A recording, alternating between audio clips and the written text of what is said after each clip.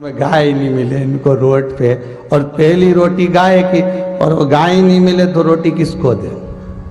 अब कह भी नहीं सकते कि पड़ोसन के खिला दे है?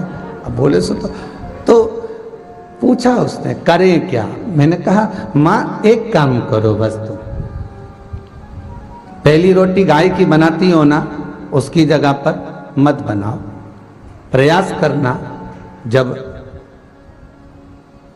एक महीने की रोटी एक बनती है एक दिन की, तो कितना आटा लगता है उतना आटा एकत्रित करना, और कभी किसी भूखे को उसका भोजन बनाकर खिला देना, उतना ही पुण्य तेरे खाते में आ जाएगा, उतना पुण्य आ जाएगा।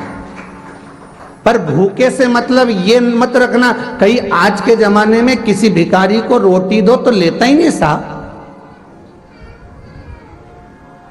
उसको तो कुछ भी दो ना तो लेता ही नहीं, उसको तो पैसा चाहिए। क्यों? क्योंकि वो लेगा और शाम को जाकर मदिरालय में, वैश्यवृत्ति में, जुए में उस धन को लगा देगा। इसलिए पहले की कथा में भी कहा, फिर कहते हैं गाय, बेटी और लक्ष्मी 50 बार विचार करना तब किसी को देना।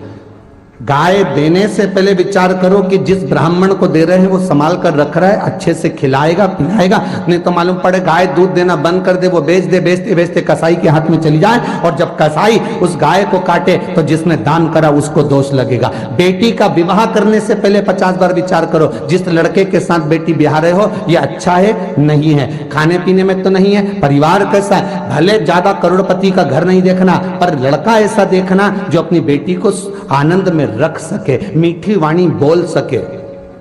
कहीं का भेरू मत ढूंढ लेना, नहीं तो आफत हो जाए। श्रेष्ठ ढूंढो, कन्यादान करोगे, और अगर बेटी को दुख होगा तो बेटी जितना रोगी तो कन्यादान करने वाले को रोना पड़ेगा। कई बेटियां अगर दुखी होती है तो माँ बाप ही तो रोते हैं, कौन रोता है? सब माता पिता को रोना पड़ता है, कहाँ बेटी का भाग्य फोड़ दिया, कहाँ बेटी को दे दिया, बताओ, तो माता पिता को रोना पड़ेगा। उसी तरह लक्ष्मी ऐसे भिखारी के कटोरे में मत देना जो शाम को जाकर मदिरा पान में लगा दे, वेश्यावृत्ति में लगा दे, जुए में लगा दे, मांसाहार में लगा दे, ऐसे को तुम धन मत देना।